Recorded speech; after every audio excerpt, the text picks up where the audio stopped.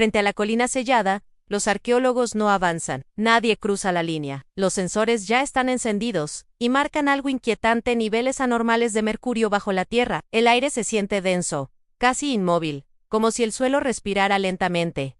Nadie habla, no por respeto, sino por orden. La tumba del primer emperador de China sigue intacta, no porque falte tecnología, sino porque abrirla podría matar. La pregunta surge sola: ¿por qué, en pleno siglo XXI, con robots, escáneres y laboratorios avanzados, nadie se atreve a entrar? Las crónicas antiguas hablan de ríos de mercurio, trampas mecánicas diseñadas para disparar al intruso y castigos destinados a quienes rompieran el sello. Durante siglos se llamó maldición. Hoy se llama riesgo documentado. Y lo que se oculta ahí abajo no es solo un tesoro arqueológico, es una verdad que aún puede alterar el poder, la memoria y la identidad de China. Esta historia solo pudo nacer bajo un poder sin límites. Qin Shi Huang suele recordarse como el gran unificador de China, pero dentro de su palacio no gobernaba la gloria, sino la sospecha. Cada pasillo era un espacio vigilado.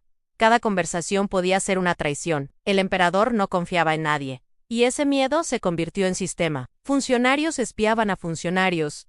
Sirvientes escuchaban detrás de las paredes. Un error, una palabra mal dicha, bastaba para desaparecer. Las leyes no castigaban individuos, castigaban familias enteras. El silencio no era una virtud moral, era una obligación legal. El miedo era la herramienta principal del Estado. Mantenía el orden, pero también alimentaba la paranoia del propio emperador. Qin Shi Huang temía tanto a la muerte como a la desobediencia, y ambas obsesiones se mezclaron. Su búsqueda de la inmortalidad dejó de ser un asunto personal, se volvió política de Estado. Alquimistas, médicos y artesanos trabajaban bajo amenaza constante, obligados a prometer lo imposible. En ese contexto nace la tumba imperial, no como un lugar de descanso, sino como una extensión del imperio vigilada, armada, eterna. Nada allí fue diseñado para la paz. Todo fue pensado para el control, incluso después de morir. Y quienes vivían cerca del emperador lo sabían. A nadie, absolutamente nadie, era realmente libre. En el centro de esta historia no hay un mito, hay un hombre. Qin Shi Huang fue brillante, estratégico, implacable, pero también fue profundamente humano. En su mayo era terror a la muerte. No le temía como concepto filosófico, le temía como final. Cada enfermedad, cada sueño inquieto, reforzaba la idea de que su poder absoluto no servía de nada si un día dejaba de respirar. Ese miedo se convirtió en el motor de decisiones cada vez más crueles. Buscó la inmortalidad como otros buscan la victoria. Alquimistas prometieron elixires imposibles. Médicos arriesgaron teorías peligrosas. Ingenieros diseñaron maravillas que nadie más vería. Eran genios, sí, pero atrapados dentro de una maquinaria de terror. Trabajaban jornadas interminables, bajo vigilancia constante. Sabían que los secretos que aprendían no podían salir del complejo. Salir significaba morir. Con el tiempo, comenzaron los rumores. Artesanos que no regresaban. Supervisores reemplazados sin explicación. Se hablaba de ejecuciones silenciosas para sellar el secreto. De hombres enterrados junto a su propio trabajo. Nadie lo confirmaba. Nadie se atrevía a preguntar. El miedo hacía innecesarias las órdenes explícitas. El ejército de terracota nació en ese ambiente. Miles de figuras alineados, cada rostro distinto, cada gesto único. Hoy se admiran como arte. En su momento fueron un símbolo brutal, la protección eterna de un emperador construida con el esfuerzo, el sufrimiento y la vida de personas reales. No eran estatuas. Eran sustitutos de sacrificios humanos. La sensación dominante era simple y devastadora. A nadie sabía si vería el amanecer siguiente. No había gloria, solo supervivencia. Y así, sin grandes batallas ni invasiones, la tumba de Qin Shi Huang fue cobrando vidas. Más que muchas guerras, más que muchas rebeliones.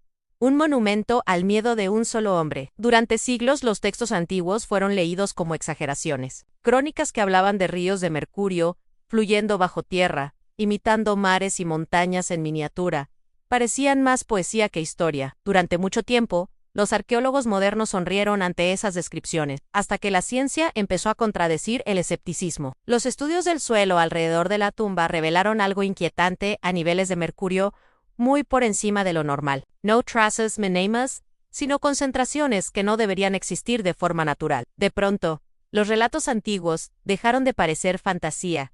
Lo mismo ocurrió con las trampas. Las crónicas describían ballestas automáticas, diseñadas para disparar a cualquiera que osara profanar el recinto, no como símbolo, sino como ingeniería real. Pero el mayor peligro no está solo en lo que podría matar a un intruso. El verdadero problema es otro en abrir la tumba. Podría destruirla para siempre. El interior ha permanecido sellado durante más de 2000 años, conservando una atmósfera única. Al romper ese equilibrio, pinturas, lacas, maderas y estructuras podrían desintegrarse en minutos, como ya ocurrió en excavaciones anteriores. La tecnología actual, por avanzada que sea, no garantiza la preservación total de ese mundo intacto. Y ahí comienza el silencio. Las autoridades chinas hablan de protección cultural, de esperar el momento adecuado. Pero ese silencio también controla el relato, porque lo que hay dentro no es solo un cadáver imperial. La tumba de Qin Shi Huang es una cápsula política. Contiene la versión fundacional del poder chino, el origen simbólico del Estado. Abrirla no solo implica riesgos científicos, implica reescribir símbolos. Por eso el giro es inquietante. No es que no puedan abrirla, es que, quizá, no conviene hacerlo todavía. Qin Shi Huang sigue siendo una figura incómoda para China. Fue un tirano implacable, responsable de castigos masivos, censura y muerte, pero también fue el fundador del primer Estado unificado. No puede ser celebrado sin matices, ni condenado sin consecuencias. Esa tensión explica por qué su tumba no es solo un sitio arqueológico, es un símbolo de continuidad histórica, cuidadosamente protegido. En la China moderna, el pasado no es solo memoria, es herramienta. El relato histórico se administra con precisión,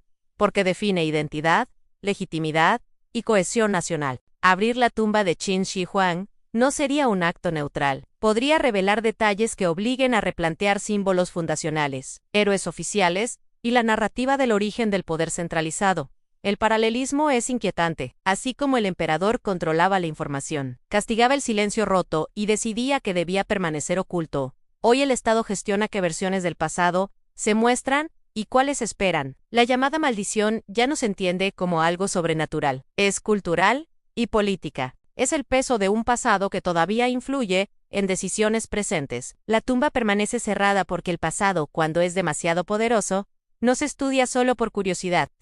Y en China, como hace más de 2000 años, el control del relato sigue siendo una forma de poder. Algunos secretos no se sellan para proteger a los muertos, sino para proteger a los vivos. La tumba de Qin Shi Huang no encierra solo restos imperiales, encierra decisiones, símbolos y silencios que todavía pesan. 2000 años después, su miedo a morir sigue influyendo en el poder, porque su tumba aún dicta que se puede tocar y que no.